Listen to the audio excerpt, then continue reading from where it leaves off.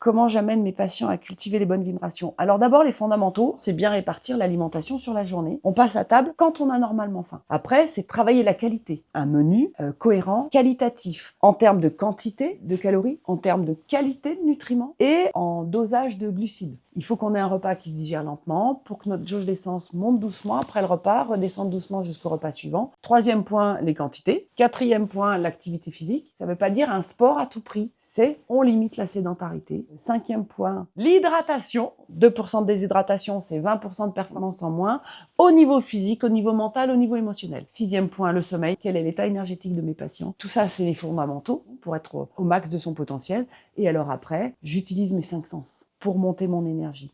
Qu'est-ce que j'ai envie d'entendre comme parole, comme musique, pour me mettre bien, comme disent les jeunes? Qu'est-ce que j'ai envie de sentir?